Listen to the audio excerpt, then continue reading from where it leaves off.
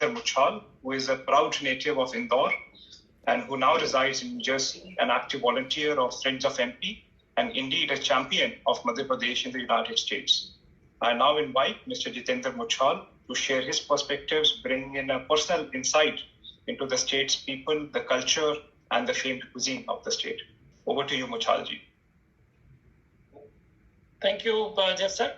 Jaiswal sir, Jeff sir और सभी मध्य प्रदेश से जुड़े हुए और यहाँ से जुड़े हुए। शनिवार की सुबह और शाम है। हमारा नाम फ्रेंड्स ऑफ एमपी है।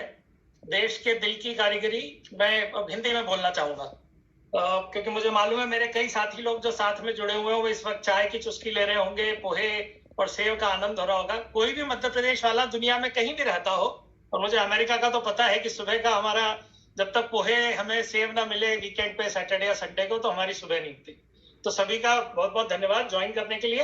Indian consulate, Shukla sir, Jeff sir, Radhika, आप सभी को कि आपने मध्य प्रदेश टूरिज्म के लिए प्रोग्राम किया।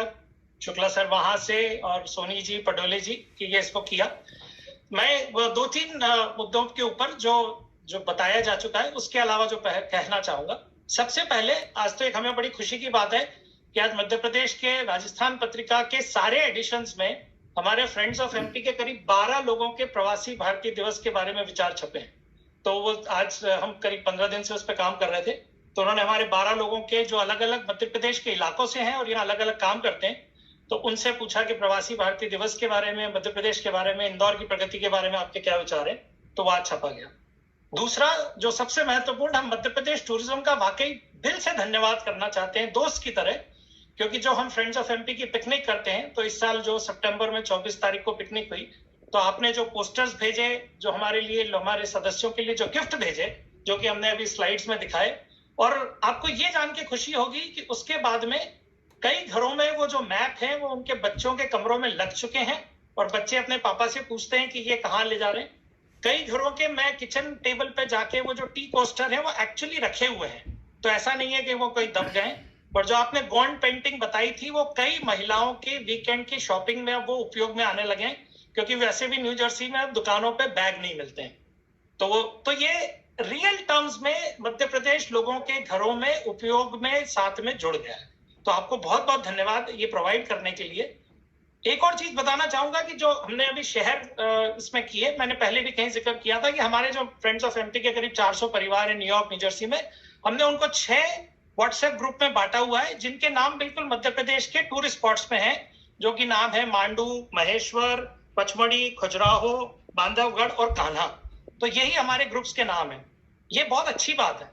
लेकिन जब ये पूरा टूरिज्म का एफर्ट हुआ, तो अब ये बोलते हुए मुझे थोड़ी सी दुख भी है, लेकिन सच्चाई दोस्त का काम है शेयर करना।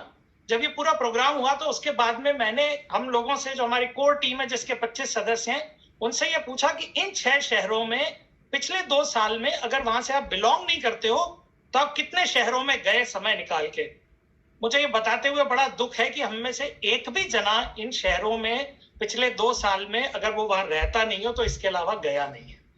तो मेरा मध्य प्रदेश टूरिज्म से और हमारे सभी लोगों से ये कहना है कि जो मध्य प्रदेश वाले हैं, अगर वो भी बांधवगढ़ नहीं जाएंगे, वो भी कान्हा नहीं जाएंगे, वो भी मांडू या महेश्वर नहीं जाएंगे, तो हम दूसरों को उसके बारे में कैसे बता पाएंगे। तो हम लोगों का ये प्रयास है प्रवासी भारतीय दिवस और उसके अलावा भी कि हम ज्यादा से ज्यादा कैसे मध्य प्रदेश की चीजों के बारे में और वहां पे जा सकें। जब हम वहां जाके आएंगे तब अपने दूसरे एनआरआई मित्रों को और अमेरिकन दोस्तों को कह पाएंगे कि तुम बांधवगढ़ जाओ या तुम महेश्वर जाओ, हम उसके बारे में सुनते हैं। तो थैंक यू कि आप लोगों ने इतने सारे अब टूर अपनी वेबसाइट पीबीटी पे डाल दिए हैं, आपने एमपी टूरिज्म की वेबसाइट पे डाल दिए और हम वो सब कुछ शेयर कर रहे हैं ताकि वो जब भी उनको मौका मिले तो वो जा सके। और आप लोगों ने जो हमको सहयोग किया वो दिखता ही है। अब जो सबसे महत्वपूर्ण बात, जो कि एमपी के चूंकि क्यूजीन की और खाने की बात है, तो वो वैसे सर्वविदित है। यहाँ पे जो हमारे साथी लोग जुड़े हुए हैं उसमें से अधिकांश फ्रेंड्स ऑफ एमपी के, मैं 2-3 वो बातें शेयर करना चाहता हूँ जो कुछ हटके हैं, जो शायद नजर नहीं आती। सबसे पहली है वहां के भोजन की शुद्धता। तो अगर कोई भी एनआरआई या कोई दूसरे लोग जो मध्य प्रदेश को बिलोंग नहीं करते हैं, अगर वो जा रहे हैं, तो वो स्ट्रीट फूड हो या रेस्टोरेंट का फूड हो, वो हर छोटी से बड़ी दुकान वहां के शुद्धता और खाने ठीक से बना है कि नहीं, उसमें जो पदार्थ उपयोग किए गए हैं कि नहीं, वो सही है कि नहीं, इस बारे में बहुत ध्यान देती है। तो एक मध्य प्रदेश के भोजन की सभी जगह पे और इंदौर विशेषकर की यह विशेषता है। दूसरा कि जैसा शुक्ला सर ने बताया, ये वैसे देखा जाए तो इट्स अ डाइकोटॉमी। जिन शहरों में स्ट्रीट फूड बहुत होता है उनके यहाँ सफाई का स्तर काफी नीचे होता है, ऐसा हमारा दिमाग में कैलकुलेशन रहता है कि वहां पत्तल धोने होंगे, वहां पे सामान बिखरा हुआ होगा। शायद 10-15 साल पहले इंदौर में भी यह स्थिति थी, लेकिन आज best street food capital and cleanest city of the world, जैसा कि शुक्ला जी ने बताया कि एटलीस्ट वी कैन एस्पायर। तो ये दोनों चीजें आपको साथ में देखने को मिलेगी। और भोजन की शुद्धता और उसके फ्लेवर के साथ साथ जो उसमें सबसे ज्यादा जान डालती है वो वहां के लोगों का आतिथ्य, और जिस प्रेम से वो बनाते हैं और जिस प्रेम से वो चाहते हैं कि दूसरे लोग उसका आनंद लें।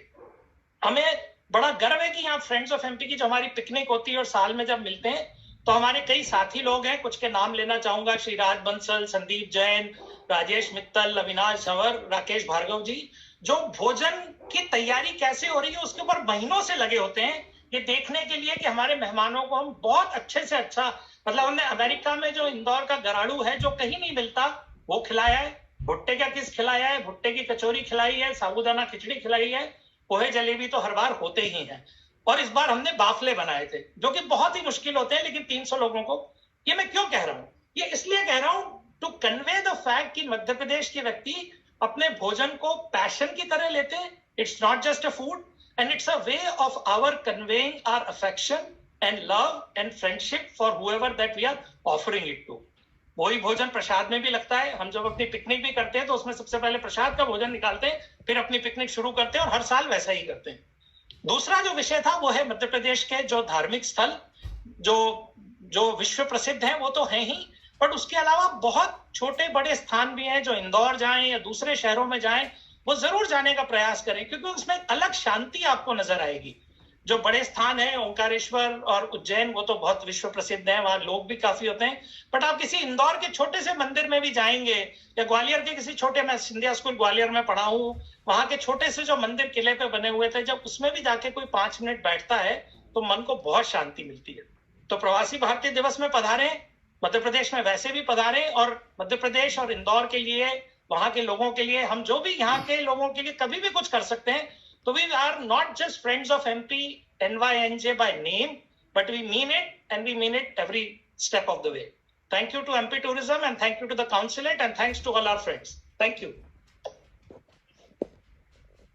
Thank you, Muchalji. You indeed brought a very passionate, a warm, personal touch to the session today. और मुझे पूरा confidence है कि ना केवल मध्य प्रदेश के लोग, but